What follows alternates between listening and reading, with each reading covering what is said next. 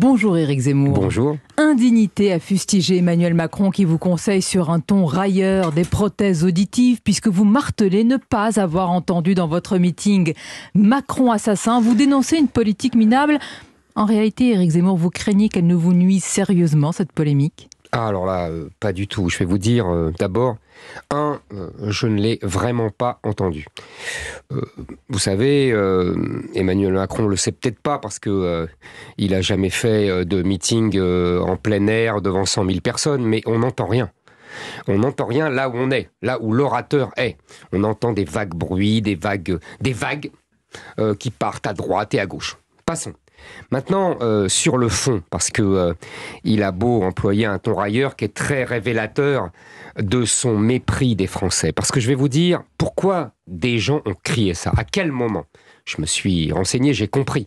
À un moment où, dans le discours, je comptais les malheurs de ces gens qui avaient vu leur vie brisée par le djihadisme. Je parlais de Patrick Jardin et sa fille massacrée au Bataclan. Je parlais de Madame Evelyne Reber, qui a vu son fils se faire tuer par un migrant soudanais clandestin. Je parlais de Madame Monguillot, la femme, vous savez, du chauffeur de bus de Bayonne, qui s'est fait rouer de coups et assassiner par des racailles parce qu'il avait osé leur demander leur ticket de transport. Voyez, Emmanuel Macron se moque des Français et de la souffrance des Français. Il n'en a rien à faire. Les Français, eux, ont une vieille tradition monarchique, ont une vieille tradition étatiste, et ils considèrent que l'État est responsable. L'État est responsable de ce qui leur arrive. Et l'État est responsable de laisser rentrer les uns et de ne pas faire sortir les autres. Donc oui, il y a des cris comme ça qui sont excessifs, évidemment.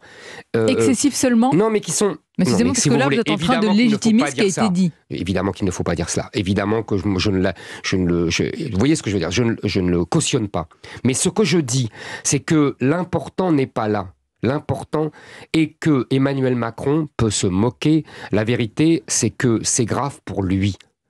C'est pas parce qu'on l'insulte, c'est pas parce qu'on le menace, c'est parce que c'est grave pour ce qu'il est et pour ce qu'il n'a pas fait. Nous allons parler, vous êtes en train de retourner la polémique malgré tout, Éric Zemmour. Certains remettent en cause votre version, puisque vous avez marqué un temps d'arrêt lors de votre discours, ce qui fait dire à certains que vous étiez au fait de ce qui se criait, ce serait grave. Je vous répète, tous ces gens n'ont jamais fait un discours devant une foule pareille et surtout en plein air. On n'entend pas, c'est-à-dire que je m'arrête, oui, parce que j'entends des vagues bruits. Et donc ça interrompt mon rythme. Donc évidemment, j'essaye de m'adapter. Mais je n'entends pas distinctement ce qui se dit. Et je vous répète, en plus, je vais vous dire, Emmanuel Macron, manifestement, a décidé de se moquer de la souffrance de ces Français qui sont massacrés par des djihadistes, par des clandestins, parce que la France n'a pas fait la politique migratoire qu'il fallait, parce que la justice française n'a pas condamné comme il fallait. Mais on va y venir. Leur colère est légitime, monsieur Zemmour, mais en vous entendant ce matin, j'ai l'impression que vous dites, écoutez, s'ils ont crié Macron assassin, c'est qu'ils avaient une bonne raison. En tout cas, je ne sais pas qu'il avait une bonne raison, c'est qu'effectivement, il y a des raisons d'être furieux. Il y a des raisons d'être en colère. Et je voudrais vous dire quand même autre chose, parce que cette polémique est en même temps complètement surdimensionnée. Qu'est-ce que les gens honnêtes et de bonne foi ont retenu de ce meeting ? Ah ça, nous allons en parler, parce que c'est le fond, c'est le plus important. Oui, pardon, ce que vous avez dit. Mais oui, mais si vous voulez, je vais vous dire. Vous savez, j'ai été un journaliste pendant 30 ans. Et pendant cette campagne, et en particulier avec ce meeting, je comprends pourquoi les gens détestent les journalistes. Je le comprends maintenant. Tout simplement simplement pour cela, chère Sonia Mabrouk. Mais vous le dites aussi dans les meetings, Éric Zemmour. Certains disent, est-ce que ce n'est pas vous, finalement, qui attisez cette haine, vous qui libérez cette part sombre, vous qui renforcez ce climat outrancier ? Chère Sonia Mabrouk, est-ce que c'est moi qui ai armé les djihadistes du Bataclan ? Est-ce que c'est moi qui provoque les 1800 agressions par jour. 1800 agressions par jour, Sonia Mabrouk. On s'y est habitué. 130 agressions au couteau par jour. Mais vous vous rendez compte ? Vous savez, on est là à s'accrocher à des mots. Mais il y a des faits. Et les faits, c'est le fameux ensauvagement dont on parlait il y a quelques mois. Nous allons y venir tout de suite. Les mots ont leur importance, pourquoi ? Parce qu'ils traduisent aussi une réalité, une colère. Et notre question, Éric Zemmour, ce matin, vous êtes candidat à la présidentielle, c'est comment vous la canalisez ou est-ce que vous l'attisez ? Si nous étions, imaginez-vous, on rembobine le film des événements, là, à l'instant. Nous sommes en direct dimanche. Qu'auriez-vous dit in situ à cette partie de la foule, à vos soutiens, qui ont crié Macron assassin ? Que l'auriez-vous dit ? Vous savez, en général, je les arrête quand il y a quelque chose qui ne me plaît pas. C'est ce que j'aurais fait. C'est ce que je fais vous aurez quand dit j'entends. Non, c'est indigne, vous ne pouvez pas dire cela. J'aurais rien dit, j'aurais arrêté. Et j'aurais continué pour ne pas couper le rythme. Mais j'aurais arrêté. Comme je fais quand j'entends, c'est-à-dire dans les salles fermées. Dans les salles fermées, on entend mieux. Voilà, c'est comme ça. Vous savez, on n'est pas... Mais encore une fois, je vous dis, je comprends que les médias cherchent à toute force à protéger Emmanuel Macron. Tous les candidats à la présidentielle ont dénoncé. Quand même, moi, je suis traité de tous les noms. Je suis traité de fasciste, de nazi, de juif de service. Ça gêne personne. Je ne vois pas des gens se lever pour dire leur scandale de cette montée aux extrêmes verbales. Non, tout le monde s'en fout. Il y a un deux poids, deux mesures. Emmanuel Macron, bah oui, c'est un deux poids, deux mesures. Quand il s'agit de vous, vous n'entendez pas les condamnations ? Non, c'est pas ça.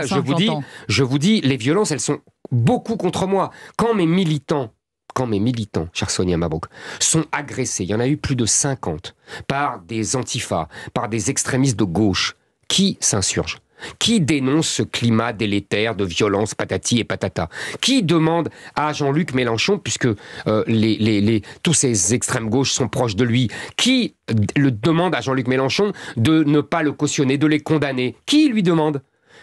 Monsieur Zemmour, quand il y avait l'effigie d'Emmanuel Macron dans le meeting, au cours du meeting de Jean-Luc Mélenchon, beaucoup ont dénoncé ce qui a été fait à l'effigie, la marionnette d'Emmanuel Macron. Quand il y a ce cri de Macron assassin, on vous demande la même chose. Ça nous paraît normal. Contre moi, on ne demande jamais rien. Bon. En tous les cas, c'est important, il y avait du monde au Trocadéro. Merci. Ça, on ne peut pas le nier. Beaucoup de choses ont été dites sur l'assimilation, sur votre vision de la France. Nous allons parler, mais à qui vous vous adressez en priorité, Éric Zemmour ? Est-ce que c'est la fameuse droite Trocadéro, droite conservatrice, plutôt traditionnelle ? C'est à elle que vous parlez en priorité ? Je ne parle à personne en priorité. Je parle aux Français, en général. Je leur donne ma vision de la France. J'ai l'ambition et peut-être la naïveté de considérer que l'élection présidentielle est l'objet d'un échange entre les candidats et la France pour leur parler de la France. Vous voyez, c'est ça l'objectif de la présidentielle. Moi, j'ai toujours compris cela comme ça. C'était l'intention du général de Gaulle, etc.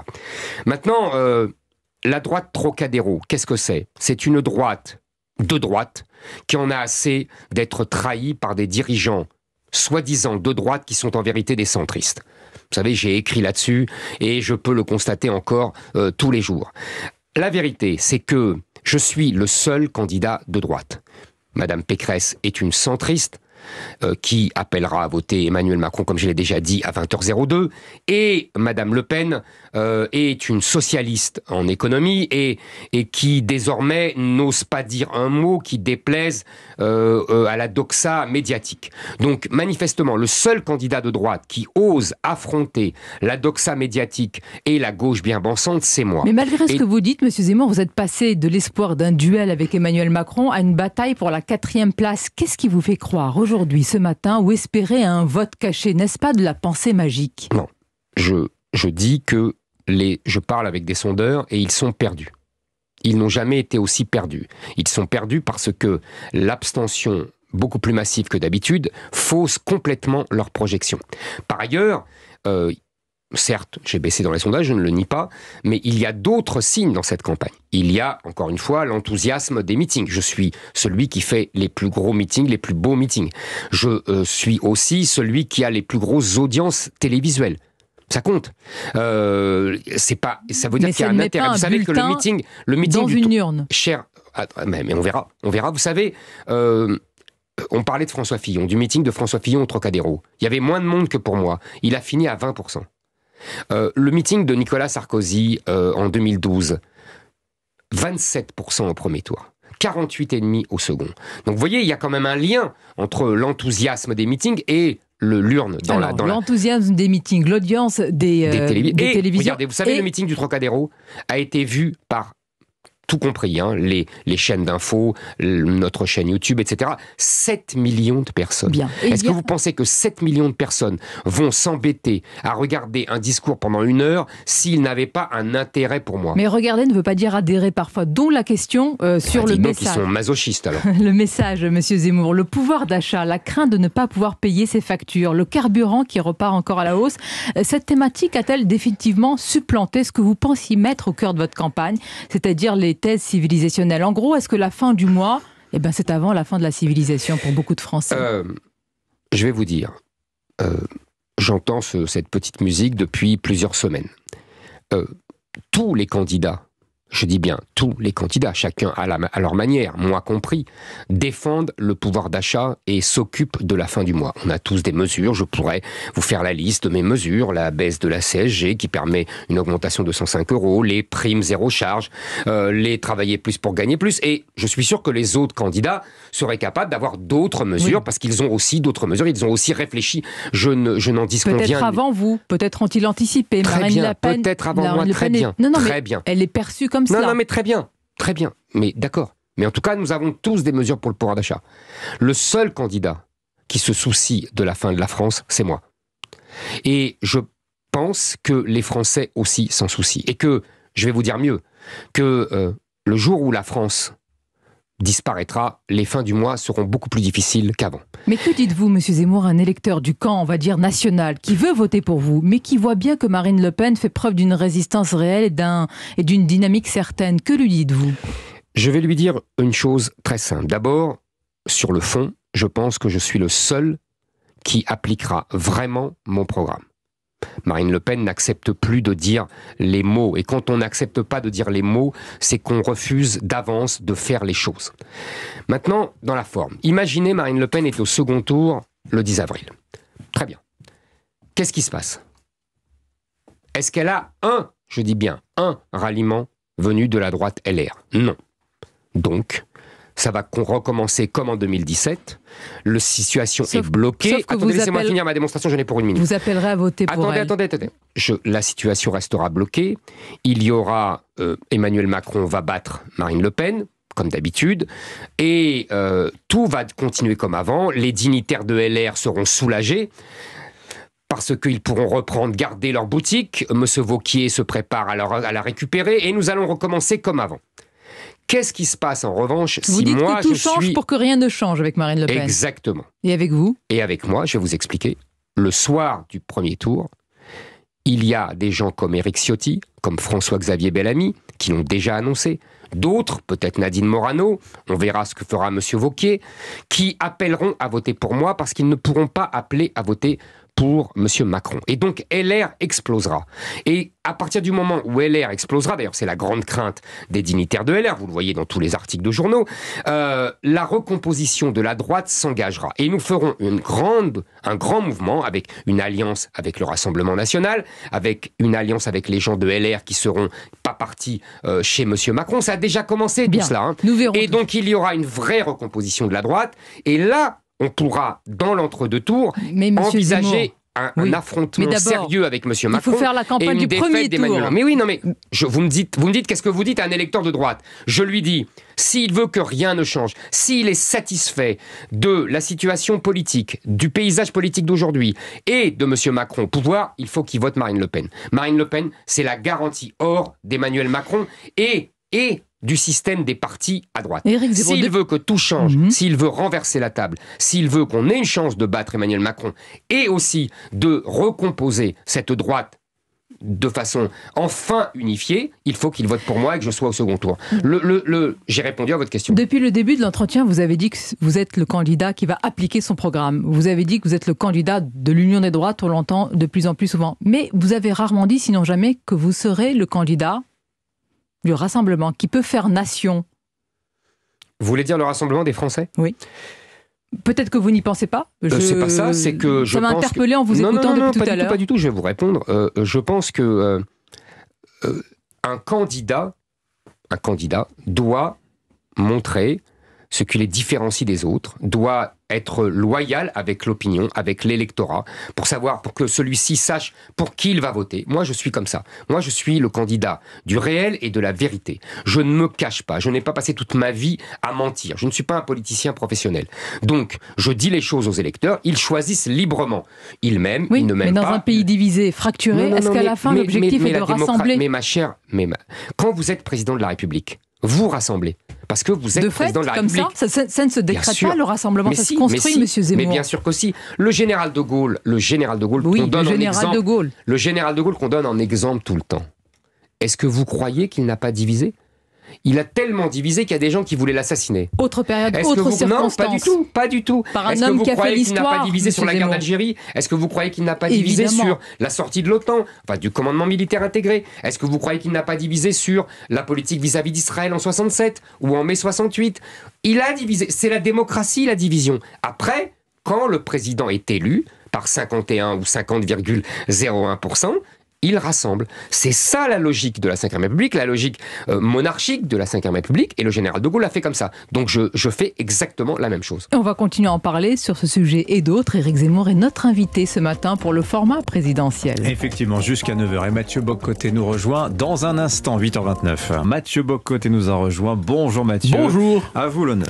Alors, il y a dans votre discours une dimension tragique, c'est-à-dire la France pourrait disparaître. Et c'est maintenant ou jamais qu'il est possible de la redresser. La politique, quoi qu'on en dise, vient avec la possibilité de la défaite, donc vous pouvez l'emporter, mais il se pourrait aussi que vous perdiez. Est-ce qu'avec votre discours, c'est maintenant ou jamais? Et si ce n'est pas maintenant, ce sera jamais vraiment? À tous les milliers de jeunes, il y en a quand même beaucoup qui vous suivent, est-ce que vous leur dites, finalement, si ça ne fonctionne pas cette fois, ça ne fonctionnera jamais, on abandonne finalement? Baroud d'honneur. Non, je ne dis pas du tout qu'on abandonne, je dis simplement, je préviens simplement les Français que ce que j'annonce, c'est-à-dire ce que j'appelle le Liban en grand, sera l'avenir de la France si je ne suis pas élu président de la République. C'est-à-dire que si Emmanuel Macron est élu, nous aurons encore 2 millions d'immigrés légaux en plus, sans compter les clandestins. Nous aurons une aggravation, une accentuation de ces enclaves étrangères innombrables déjà en France. Et le pays va devenir un Liban en grand avec les conséquences de cette libanisation, c'est-à-dire la corruption, la misère, l'islamisation, et donc l'affrontement de bandes ethniques, etc. J'annonce cela, et je sais que ça va arriver, et donc je préviens simplement les gens, les Français en particulier. Vous savez, les jeunes, vous avez raison, il y a beaucoup de jeunes qui nous suivent, mais je voudrais, moi, et c'est ce que j'ai fait dans mon discours, parler aux gens les plus âgés. C'est-à-dire que les gens qui ont des enfants, les gens qui ont des petits-enfants, et je leur dis, quelle France allez-vous laisser à vos petits-enfants ? Vous avez connu une France dorée, vous avez connu une France en paix, prospère, respecté dans le monde entier. Il suffit de se souvenir Notre-Dame lors des obsèques du général de Gaulle en 1970. Le monde entier était là. Le président américain Nixon venant spécialement. Vous voyez ce que je veux dire ? Je comprends votre... Et cette génération-là va laisser une France délabrée, ruinée, et simplement islamisée. Voilà ce que je dis. Je dis ça aux gens âgés. Quelle France vous allez laisser à vos petits-enfants ? Je comprends très bien votre réponse, mais permettez-moi d'insister sur la question. À tous les gens qui vous suivent et qui ont 20 ans, qui ont 25 ans, qui ont 30 ans, vous leur dites globalement, si je perds, parce qu'il est possible que vous perdiez, ça fait partie du jeu démocratique. Bien sûr. Si je perds, la France est perdue. C'est ce que vous leur dites. Je leur dis, si je perds, la France est perdue, sera vouée à ce que j'ai annoncé, et d'ailleurs ils le savent. Vous savez, si ces jeunes m'ont rejoint, c'est qu'ils ont conscience de l'urgence. Vous savez, je vais vous donner un exemple. J'ai un jeune homme de Grenoble, que je ne connaissais pas, qui est venu me voir il y a quelques semaines et qui m'a raconté sa vie depuis son adolescence. Je vous la raconte en 2 mots, pour que vous compreniez. Depuis qu'il a 15 ans, qu'il a 14 ans, qu'il a 16 ans, il se fait régulièrement agresser et tabasser par des bandes de racailles qui l'insultent pour rien et qui l'envoient à l'hôpital régulièrement. Il a 25 ans aujourd'hui. Lui sait ce que c'est que déjà la France vouée aux bandes et la France islamisée. Mais il le Zemmour, sait. Et il y a des milliers, pardonnez-moi, il y a des dizaines de milliers, des centaines de milliers de jeunes qui le savent. Je me permets de reformuler la question de Mathieu de manière très terre à terre. Autrement dit, si vous perdez au soir du premier tour, ou même si vous accédez au second mais que vous perdez, est-ce que Reconquête, il y aura une aventure législative? Est-ce qu'Éric Zemmour sera candidat aux élections législatives? Il y a deux choses différentes. Oui, à quoi sert Reconquête si tout est perdu? Non, attendez. Il y a deux choses différentes. On se place pas sur le même plan. Il y a le plan politique. Plan politique, nous avons en 4 mois, ce qui a sidéré tous les observateurs honnêtes, constitué un parti de 120 000 adhérents. Ça s'est jamais vu dans l'histoire de la Ve République. Ces gens-là, je ne vais pas les abandonner. On va continuer le combat politique et démocratique. Ça, c'est une chose. Ce que je dis, moi, c'est que si je ne gagne pas, voilà les conséquences de ma défaite. Elles ne sont pas à la hauteur d'une défaite traditionnelle. Ce que je dis, vous savez, dans les années 70, pour les combats entre Mitterrand et Giscard, on disait c'est un enjeu de société. Bon, très juste, parce que c'était entre le socialisme et le libéralisme, peu importe. Aujourd'hui, c'est beaucoup plus grave. C'est un enjeu de civilisation. C'est-à-dire que soit nous conservons notre civilisation, soit nous conservons la France telle que nous la connaissons, telle que nous l'avons connue, telle que nous voulons la transmettre à nos enfants, héritée de la civilisation gréco-romaine et chrétienne, soit nous passons dans un autre univers. C'est-à-dire qu'en 2050, nous aurons une population à majorité musulmane et nous aurons africaine. Et donc nous serons dans un autre monde, ce sera le cas de le dire, dans un autre continent, dans une autre civilisation. Il y aura toujours écrit République française, mais ça ne sera plus la même chose. Vous savez, c'est l'histoire du couteau. Vous connaissez la parabole du couteau. Si on change le manche, et qu'on change la lame, on appelle ça toujours couteau, mais ce n'est plus le même couteau. Alors, imaginons que vous remportez le premier tour et plus encore le deuxième. Scénario victoire Zemmour. La conquête du pouvoir est une chose, l'exercice du pouvoir en est une toute autre. Vous êtes bien conscient, je devine, que si vous l'emportez, vous allez avoir non seulement la résistance de l'opposition, ce qui est inévitable, mais d'une partie des médias, de la société civile, des institutions européennes. Autrement dit, gouverner, la prise du pouvoir sera peut-être même plus simple qu'appliquer ne serait-ce que le début du quart de huitième de votre programme, vu la résistance qu'il pourrait susciter. Il y a toujours des résistances. Vous croyez pas qu'elle risque d'être un peu plus grande pour... Oui, bien sûr, vous avez raison. Parce que c'est un renversement. Vous avez raison, moi je renverse la table. Je ne me permets pas, c'est ce que j'ai dit depuis le début de la campagne, les autres veulent réformer la France. Moi je veux la sauver. Il n'est plus temps de réformer la France, il faut la sauver. Et donc évidemment, vous avez raison, il y aura de plus grandes résistances. Mais d'abord, les institutions de la Ve République sont faites pour cela. Je vous rappelle que la Ve République est faite pour arracher le pouvoir, déjà à l'époque, aux parlementaires. Et ce que le général de Gaulle appelait le système des partis. Aujourd'hui, c'est différent. Il faut arracher le pouvoir au système des partis, mais aussi au gouvernement des juges, mais aussi aux technocrates européens. Vous avez tout à fait raison. C'est un autre contexte. Mais la Ve République est faite pour ça, et j'appliquerai strictement la Ve République. Les institutions de la Ve République sont faites pour redonner le pouvoir au peuple contre des élites. Vous savez, le général de Gaulle disait les notables et les notoires. Alors, à l'époque, c'était les parlementaires. Aujourd'hui, c'est les juges et les technocrates européens. Mais c'est la même logique. Et donc, vous savez, il y a une administration. L'administration, je pense, à part quelques personnes, est loyale et elle appliquera le programme des gens élus, évidemment. Et évidemment, il y aura des résistances, mais nous les vaincrons. Ce qu'il y a, c'est qu'il faut... Pour les vaincre, il faut que le peuple donne un mandat clair pour le changement radical. Et en cela, il faut qu'il vote pour moi. La question de l'Union des droites, permettez-moi d'y revenir simplement un instant. Vous êtes le candidat de l'Union des droites, on l'a compris. Le fait est qu'aujourd'hui, les droites n'ont jamais été aussi divisées qu'en ce moment. C'est-à-dire que vous espériez les rassembler. Aujourd'hui, entre le pôle Pécresse, droite libérale, le pôle de Marine Le Pen, doit-on pourrait dire plus populiste, et le vôtre, national conservatrice, choisissez l'étiquette qui vous convient. À travers cela, les droites n'ont jamais été aussi divisées. La rhétorique est de plus en plus violente l'un contre l'autre. Comment rassembler ces gens qui, aujourd'hui, sont dans une logique de guerre civile des droites? Pardonnez-moi. Moi, je considère qu'il n'y a pas que des droites. Je suis la seule droite. Je vous le répète. Attendez. Je vous le répète, Madame Pécresse est une centriste. Madame Le Pen est une socialiste en économie. Monsieur Zemmour, comment vous le décrétez? On ne décrète pas qu'on est le candidat, c'est parce que vous le voulez que vous l'êtes.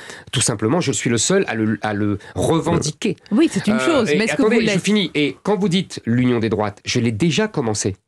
Moi, je vois autour de moi, le lundi matin, lors du comité politique de Reconquête, qu'est-ce que je vois? Et vraiment, je vais court. Je vois Guillaume Pelletier qui vient de LR. Je vois à côté de Nicolas B qui vient du Rassemblement National, à côté de Marion Maréchal, qui vient du Rassemblement National, à côté de Philippe de Villiers, qui fut ministre de Jacques Chirac. Je vois Monsieur Jean-Frédéric Poisson, qui fut également à côté avec LR. Je vois Stéphane Ramé, qui vient du Rassemblement National. Éric Tous ces gens qui auraient pu vous rejoindre. Attendez. D'ailleurs, vous parlez beaucoup en leur nom. Hein. Non, attendez. Je ne parle pas en leur nom, non, je ne me permettrai pas. Ce que je dis, c'est que ce rassemblement des droites, je l'ai déjà commencé. C'est tout ce que je dis. Je suis le seul à le faire, vous m'accordez ça au moins. Qu'il n'y a pas des gens du Rassemblement National chez Madame Pécresse et qu'il n'y a pas des gens de LR chez Madame Le Pen.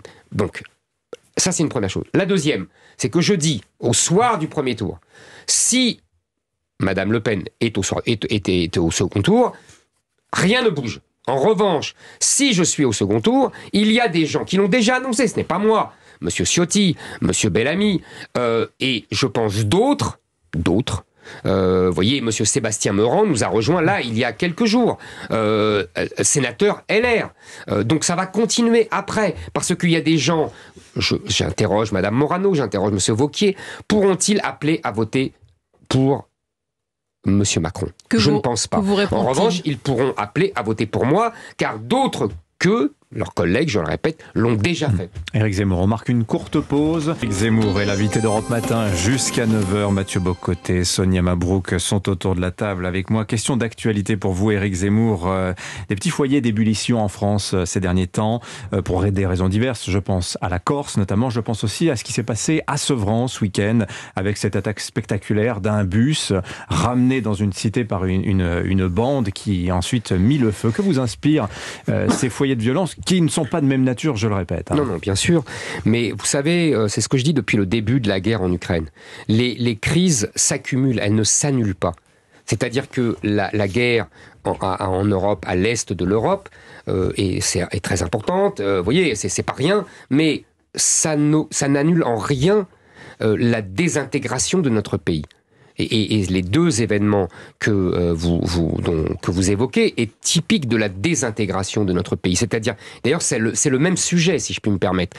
La Corse, c'est un djihadiste qui tue en prison Ivan Colonna parce qu'il a blasphémé. Et donc, ça prouve que le djihad continue même en prison en France. Et les Corses se révoltent contre l'impuissance de l'État et plus profondément. J'ai discuté avec des amis corses, je comprends bien cette mentalité parce que je dis toujours les Corses sont un peuple romain et moi je me sens très proche d'eux. Bien, mais évidemment vous dénoncez mais c'est toujours mieux de le rappeler, évidemment toutes les violences, je ne suis pas pour la violence, État français assassin. Mais évidemment, mais vous voyez, pourquoi il y a cela en Corse? Parce que la France n'est plus respectée par eux. La France n'est plus, je dirais même, admirée par eux. Et les Corses sont un grand peuple impérial. Les Corses sont un grand peuple romain. Ils ont besoin d'admirer. Mais la France, et comme ils n'admirent plus la France, parce que la France est décadente, ils veulent se séparer de la France. C'est pareil pour Sevran. Qu'est-ce que c'est Sevran? Sevran, c'est une de ces enclaves étrangères que je décris depuis des années, où en vérité, la République française n'est plus chez elle, où il y a une autre loi, un autre droit qui règne, et qui est appliqué par des milices qui sont les caïds de la drogue, etc. Avec une autorité morale qui n'est plus la République française, mais les imams.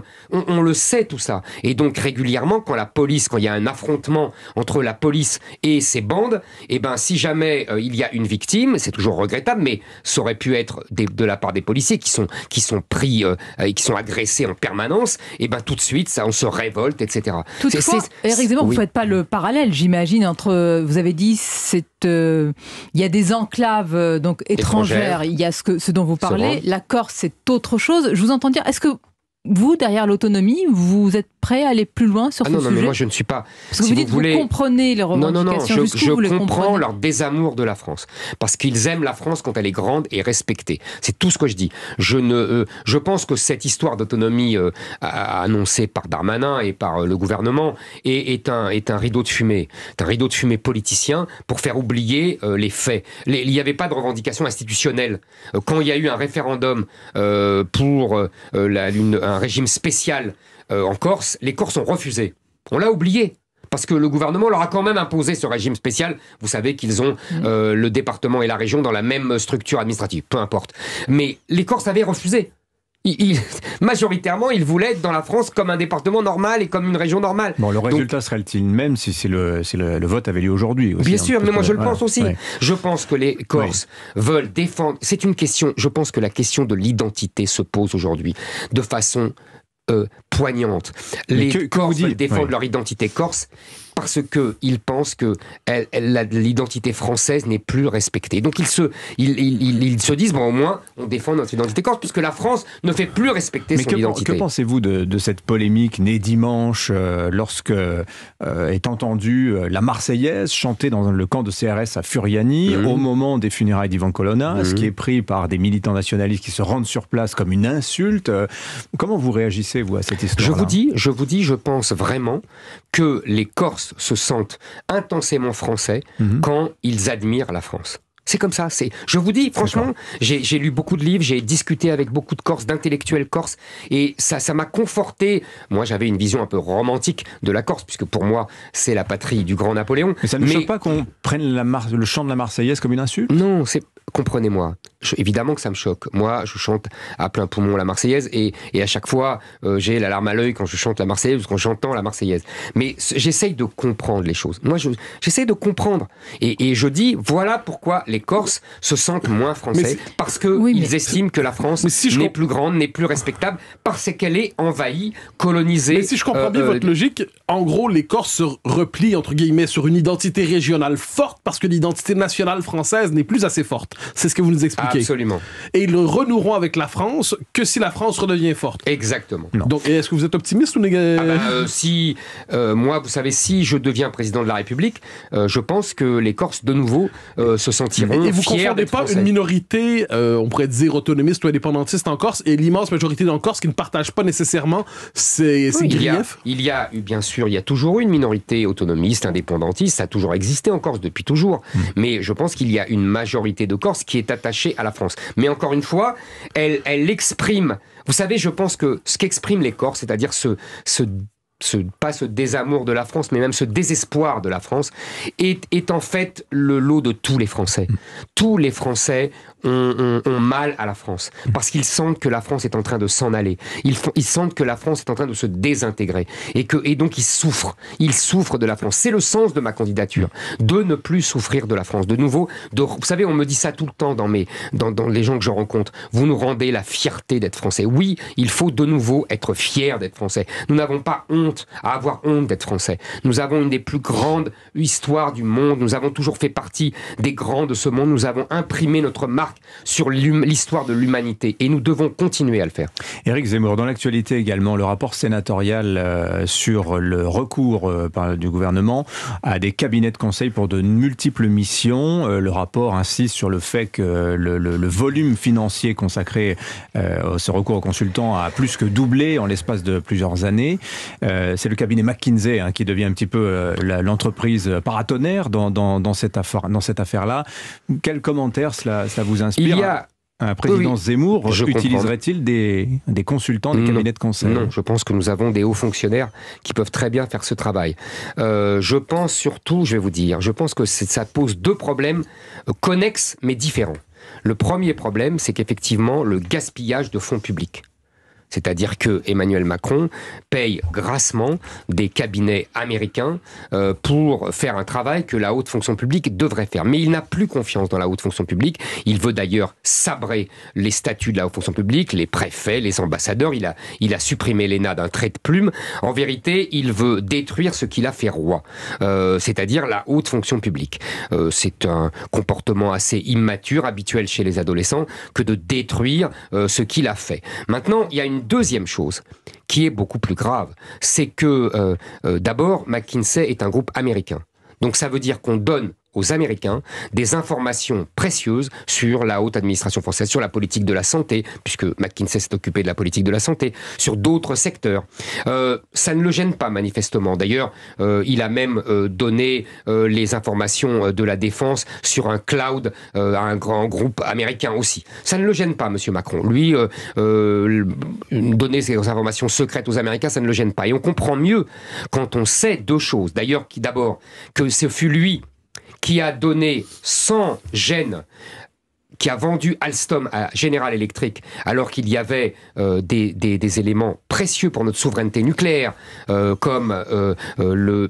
Mais on dirait que vous lui prêtez un défaut de patriotisme. Non, mais c'est important quand même. Je me permets de vous interrompre, monsieur Zemmour. Je lui prête, oui, absolument, une soumission aux États-Unis. C'est une accusation. Absolument. Il vous prête la même soumission à la Russie. Mais j'ai pas fini les accusations. Et je n'ai pas fini les accusations, si vous me laissez 2 minutes. Je dis effectivement qu'il a une soumission aux États-Unis qui est coupable. Pour Alstom, je rappelle que General Electric nous a fait du chantage. Nous a fait du chantage. Je me permets. Attendez, êtes-vous le mieux placé sur ce sujet pour dénoncer une soumission aux États-Unis ? Madame Sonia Mabrouk, General Electric nous a fait du chantage avec EDF pour pouvoir simplement négocier un contrat parce que ils avaient les turbines Arabelle qui déterminent notre politique nucléaire et notre politique nucléaire militaire. Je finis.